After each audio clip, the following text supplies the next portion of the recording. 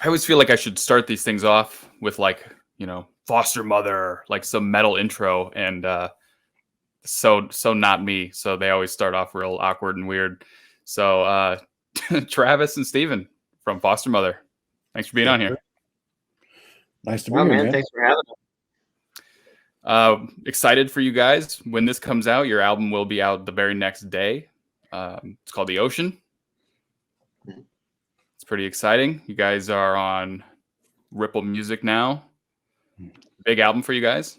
To feel like important, feel like a big one. Yeah, it does. It's our first release, and hopefully not last with Ripple Music. And I'd say this has been a great experience working with them and working with Todd, and we're just really looking forward to having it out there and seeing who likes it and who hates it. I've had a couple conversations with people just in the last couple of days, and people that have heard it, or people that have just heard you've had 3 singles out, right? And people have loved it, and I've heard people mention that it's probably going to be on their top albums of the year, and it's already February. So I don't know if you guys are aware of that, or if you want to be aware of that at this point before it comes out, but it seems to be well received so far. That's exciting to hear. Been hearing some things here and there. We'll get some messages. Hey, I'm gonna review your album. But pretty exciting. Yeah. So in 2020, you put out the first album, the Selftitled album. Is that right? 2020? That's correct. Yeah, that was back in January. Gosh, what did we do? 31st? 31st, yeah, last day of January. Okay. And from what sorry, go ahead. Oh, no. Now it just seems like a blur. We put that album out, and then, came time for March, and the same as with every band, everything kind of stopped. Yeah. But the album, it kind of took on it's, just still spread on the internet. We weren't hardly playing, and it was quite a weird time. Still is. Yeah, I don't remember exactly how I came across it, because I hadn't even started Slightly Fuzzed or anything at that point. But I remember hearing it even back then, and I put Destroyers on a playlist way back then. So I don't remember how I came across it, but it definitely got around. I mean, yeah, Destroyers was the first song that I kind of put out there back in late October or maybe July of 2019, and the first person that I can think of that put it up on a YouTube channel was Rob Hammer, and then that was followed by the Mr. Doom channel. So I think that most people heard it there. Yeah, for sure. I mean, especially in 2020, I was getting a lot of music from Mr. Doom and Rob as well. So there's a good possibility it came from them. Yeah, from what I understood and read, Travis, you basically wrote and played and did everything on that album, aside from like one track or something. Yeah, it was. So I played everything on all the songs except for Fathoms, where that was a song that the music was already written by Steven. So when we met up for the first time in October 2019 and just hit it off, and he had these demos, and I just quickly wrote some lyrics to that one, and I think to me it was one of my favorite songs on the album. But that was definitely a sign of where we were going to go a little bit. I've had a lot of like individual like solo projects on here, a handful anyway, and people that just are good at writing music, playing guitar. They know at least enough to play drums and sing a little with some effects, and they can record it on their computer, and they put out these albums and stuff like that. I mean, was that kind of what it was at that time, or did you always have the intention of starting a real like full band and recording that way? I wasn't too sure. I growing up, I started as a drummer. I played drums through my teens, and I played guitar, but it wasn't my focal point.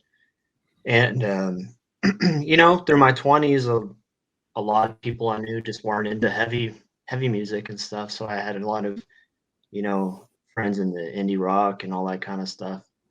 So I never really had people that saw eye to eye with me. It was either like death metal or real soft kind of shoegazy stuff. So I guess some of the shoegaze elements probably over time kind of probably snuck in there a little bit, which I've heard people mention that with the first album.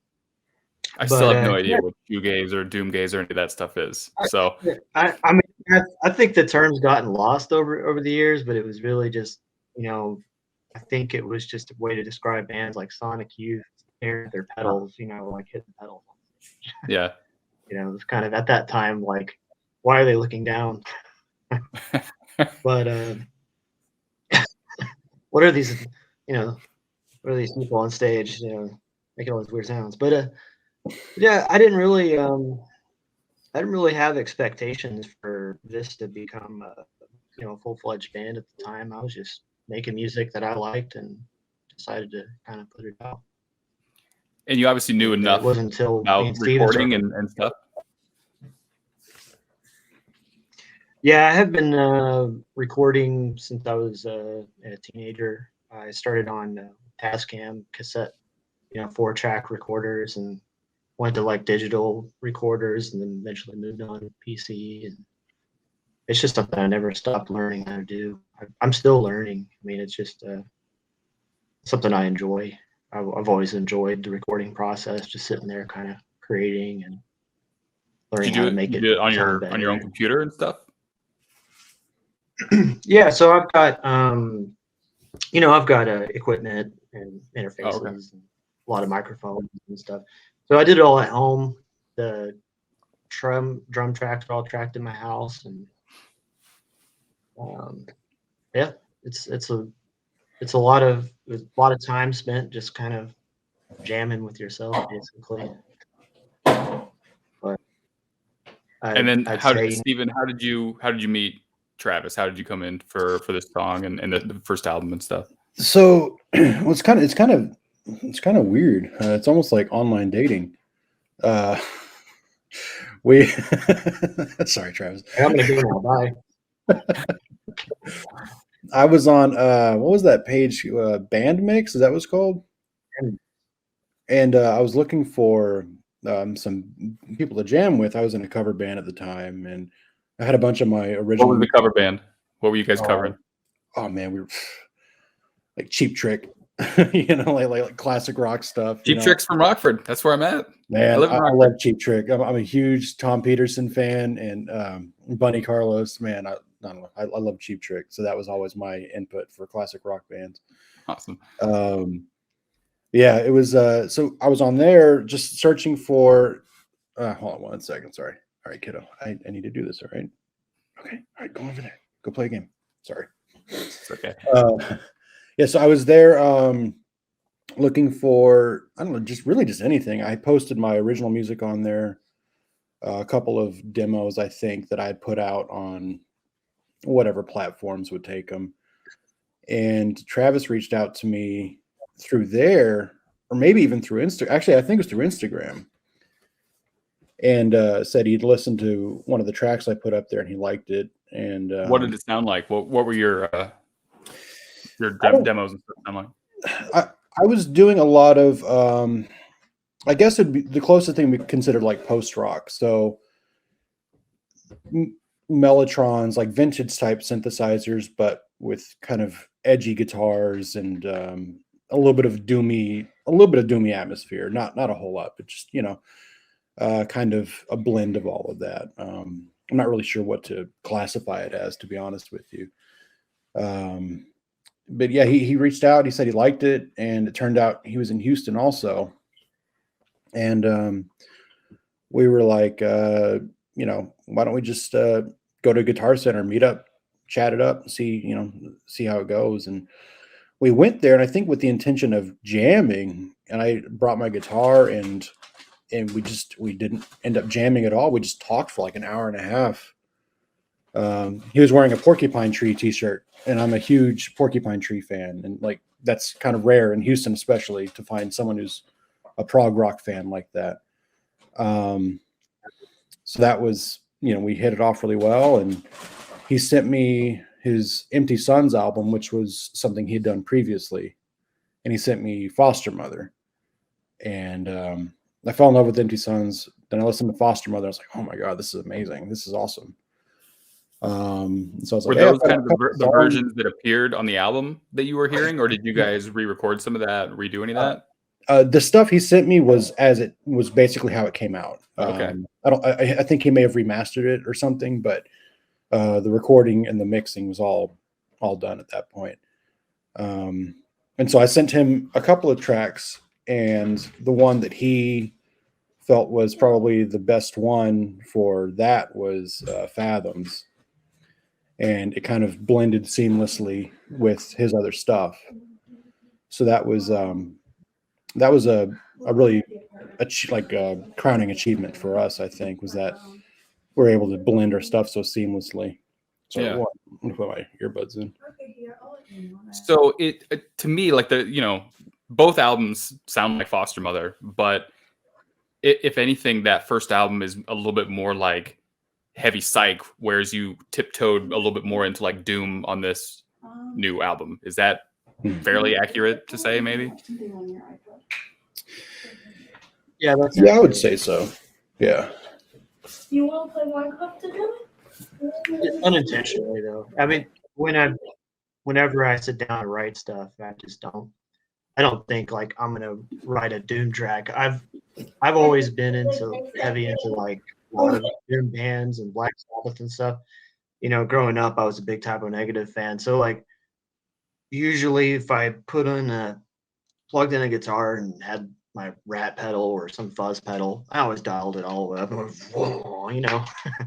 That's what came natural to me. Yeah. So it just, I think the doomier side of this latest album, The Ocean, is really just been writing through the pandemic. I think some of that kind of affected me in certain ways, and maybe made me get a little, I don't know, I guess you could say slightly sludgy at times. Yeah. But it's just what I felt like playing at the time. So what about the combination of the three of you working on this album as opposed to just one mostly on the first album? I mean, has that changed the sound, or was it kind of inevitable to begin with? I think it changes the sound because, this time around we just traded demos for a few months. So Stephen would write some riffs and I would write riffs, and we were trading them back and forth. So whenever I'll hear something he's done, that'll inspire me to do something similar, and vice versa. So there would be times where I would send a riff to Stephen, and then he'll send back another song idea that's kind of almost like it was inspired by the last song that I came up with. So in a way, you kind of organically grow each other and grow a sound together. And that's how I think this album has, between our writing styles, something that's cohesive. Like, if you probably wouldn't be able to tell who wrote what. And I think we're better for that. Yeah, so there was a huge element of cohesion with this one, because like if he would write something, he would send it to me, and I would fill in how I would write certain parts into that, and vice versa. I would send him something and he would say, yeah, that's cool, here's my take on it. Or we'd send each other riffs and kind of combine them to make something else. And I think that's, like Travis was saying, there's a big sense of unity with this album compared to the first one. But Fathoms is really the one that started that off from the first one, because that was ultimately, how that sort of cohesive writing style started. What was it like adding a drummer into the mix of that? I mean, Jason's great, but he joined up actually after we recorded the Ocean. Oh, okay. Travis did all the drums on the Ocean.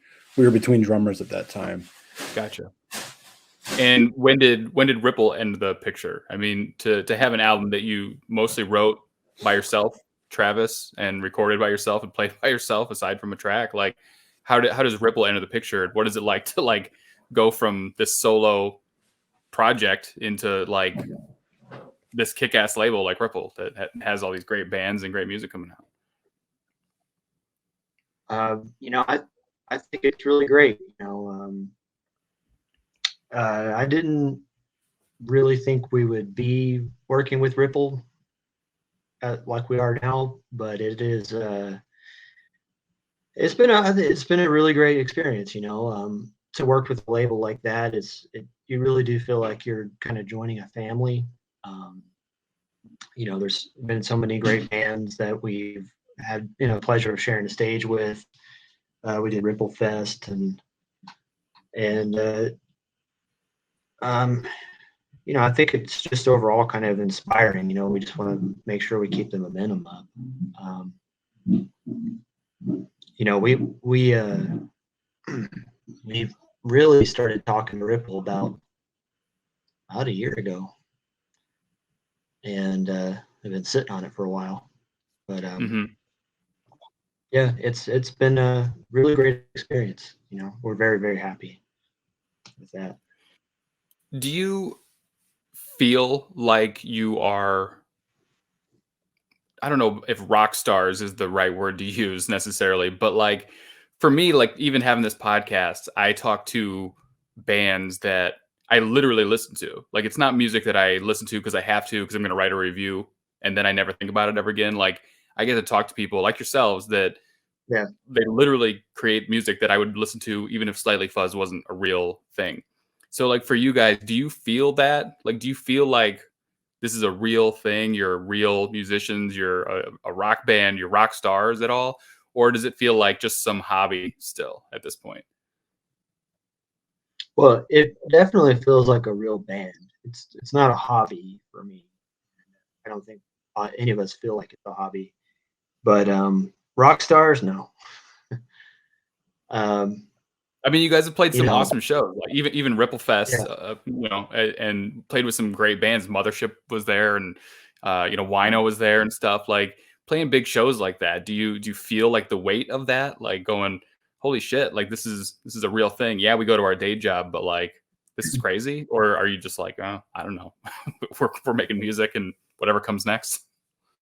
No, you know, it's exciting. You know, when you go from, you know, 2019, just record music at your house and in your bedroom to, you know, the next year playing the festival with Wino. I mean, that's a lot to take in. I mean, it's very exciting because these are artists that you're a fan of, you know. So to be a fan, getting to play on stage before those acts is, you know, it's amazing. It's kind of surreal. Yeah. It is a little surreal. So almost in a way, you get caught up in it too, and you forget about it, and then you're watching the other bands play, and you're like, oh man, I just played at this thing. Yeah. Does it live up to expectations of being a musician that you had once as a kid or a young person? Like, you know, especially in this genre, it's so much more underground and so much smaller.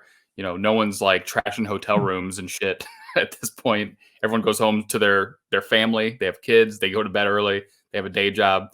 You know, it's very different than what I imagined as a kid. But like, does it live up to your expectations that you had as, you know, when you're starting to play music and looking up to other bands and heroes of yours?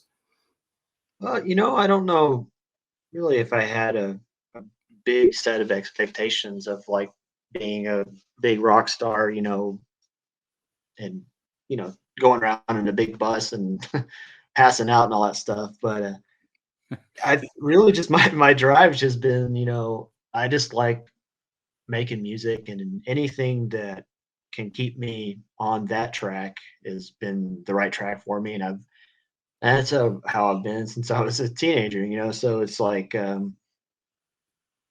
college didn't go very well because I'm sitting there, I'm supposed to be reading, but I'm writing music, and so the more time I spend away from music in my life, you just kind of get a little depressed, and it just something's missing, So, I mean, in that aspect, I think as far as expectations, getting to play shows and have a community of bands that are welcoming and exciting to play with, that in itself is fulfilling because you actually feel like you're part of something, whether you make money or not. Because I think that's where rock and roll really is. It's not about being a billionaire. It's about making really awesome music and just being part of something. Because if you can be a musician and not part of something, but it would feel kind of lonely. I get that sense from a lot of the bands and stuff that I've talked to, is that like, especially being in this genre, this underground kind of version of metal anyway, like there is really no expectations of anyone quitting their day jobs anytime soon, or any specific amount of records sold or anything like that. So like if you take away the expectations, you find like the people that are really into making music and figuring out exactly what they want to do with it, as opposed to just trying to reach a certain level of something, So I've gotten that sense from a lot of bands that I've talked to. But Well, and also once you take away those types of expectations, it's kind of liberating, It like yeah, it just allows you to take your music wherever you want to take it to too.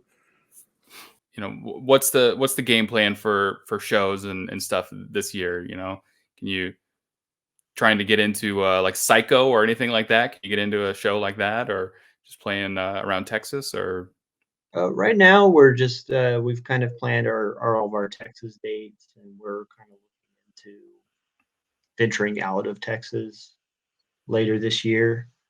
Um, just kind of watching how things are going and everything. I think the beginning of the year with the uptick in COVID cases, and we actually kind of all went through some long months of band having COVID, so it kind of slowed us on booking like out of state. But uh, we we're looking to kind of just venture out this year and finally get out of Fostermother out of Texas. But yeah, right now just a bunch of Texas dates and kind of hopefuls. cool. So especially Travis, specifically for you, being so involved in the first album and then this one, but Steve also, is there a song that you're most proud of? Is there something that Fostermother has done show wise or anything else that you're most proud of? You know, uh, it's hard to say which song I'd be most proud of on the new album. I am particularly fond of the songs that had more of the riffs written by Steven, because I was able to just to kind of focus on lyrics and vocals and not have to stress about, figuring out if I know how to write music anymore. Because that's generally when I'm writing songs, it's me sitting down like, you know what? I don't think I know how to write music anymore. And that's usually when you write a song. But there's something different about having music brought in, by someone else and writing on top of it. And that process I really enjoy. So like the song Redeemer is one of those. That was one that was, all Steven. All I did was add a little bit to the guitar solo and kind of adjust things and adjust the tempo. And I'm pretty proud of that song. And as well as Seasons. There's just a lot of bass lines and bass work that I really love on that song. But, Well, speaking of Redeemer, why don't we play Redeemer?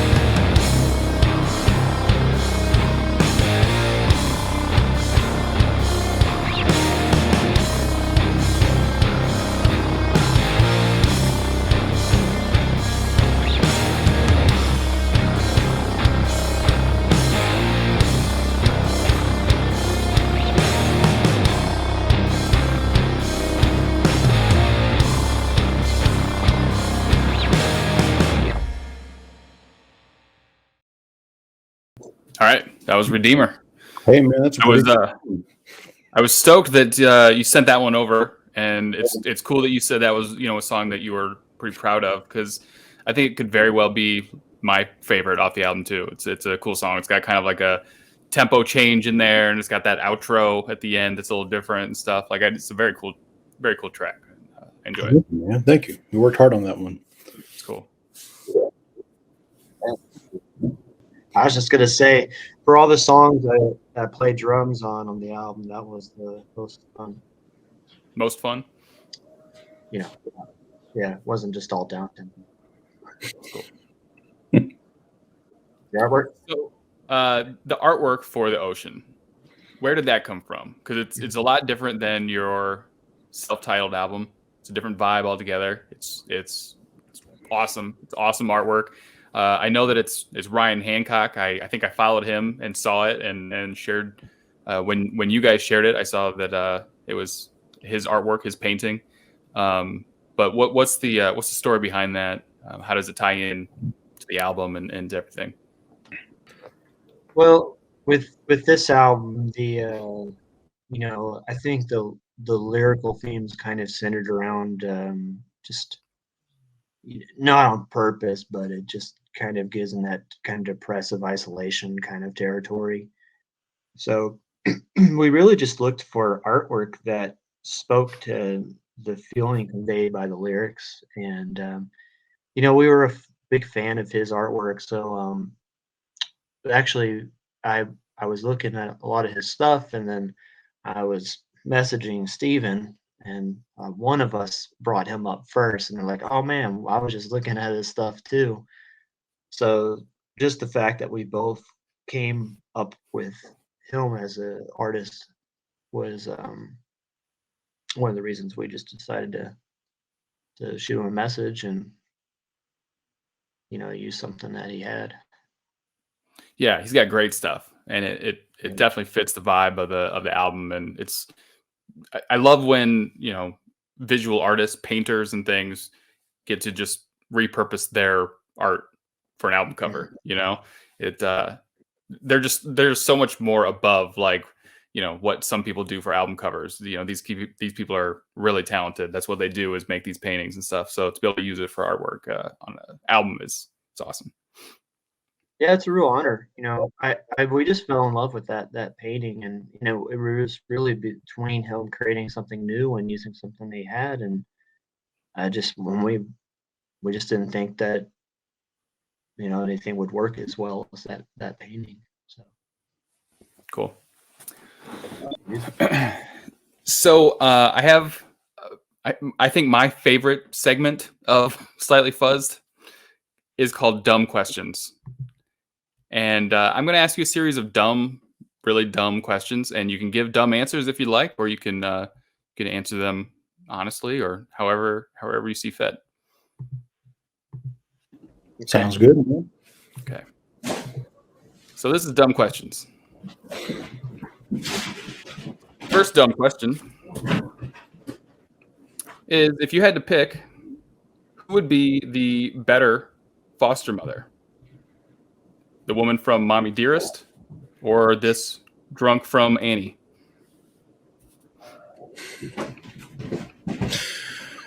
Jeez, man, I don't know. I'd say the drunk from Annie. I'll have to go with, I don't know about that, but yeah. Drunk from Annie? Yeah, I'll go with that one. Okay. You have a song titled Sunday, and you also have a song titled Unholiest of Days. Do you have a case of the Mondays? Yes. What? No. Shit, no, man. I reckon you get your ass kicked saying something like that, man. What is the Unholiest of Days about? I love the orange hat on there. Looks like something just like you, Travis. It is. It is your hat, actually. I should have worn it. That's like really good. The angle and everything is perfect. Yeah. That was when Travis was a suit.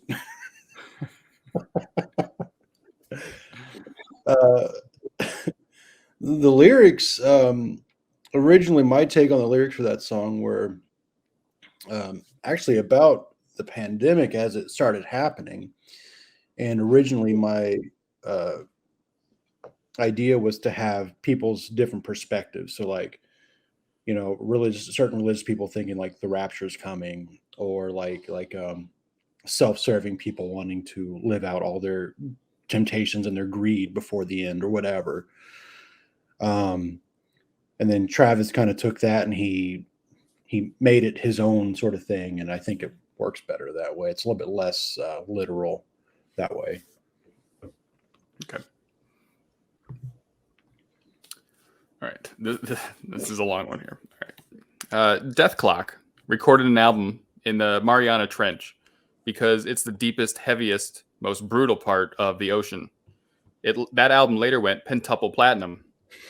Is that why you named the album The Ocean? Were you trying to make the deepest, heaviest, most brutal album ever?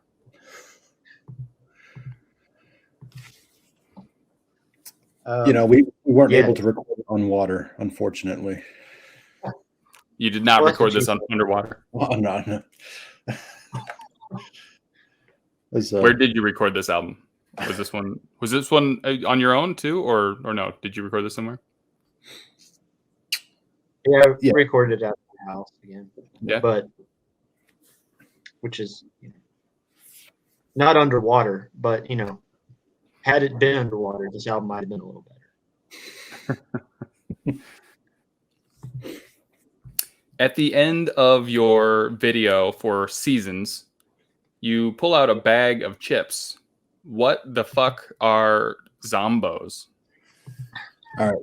So let me tell you the story behind this. All right. I was really, really fucking hungry, right? And we're going out in the middle of the woods to Travis's dad's property. It's like, I don't know where the hell we are. I don't know where a restaurant is. So I go by the gas station, and down here, there's a lot of like chips that you wouldn't normally see. Like, I guess because of the, you know, certain demographics down here or whatever. And so those are actually salsa verde plantain chips. They're not like potato chips. They're not tortilla chips. They're plantain. And I was munching on those, and then I gave Jason one. I think he ended up stealing the bag, dude. He loved those things. Are they good? They're amazing. Yeah, they're really good. Okay. Now that I've kind of turned Slightly Fuzzed into a record label of sorts, we've kicked around the idea of doing a covers compilation. Would you consider doing a cover for the Slightly Fuzzed compilation and covering Foster the People's Pumped Up Kicks and calling it Foster the Mother Pumped Up Kicks? I can't say I've heard that song, but why not, man? I'm up for anything. You don't know that song? No. It was a huge song. Travis, do you know what I'm talking about? Yeah, I know what you're talking about. Okay. Yeah, Steven, it'll be your new favorite song. Oh, yeah? All right. Steven, I understand that you are a cat lover. Yes.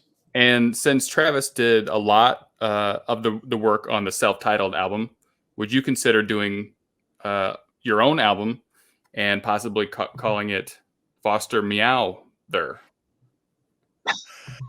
Hey, man, I really dig that artwork. Yeah, why not?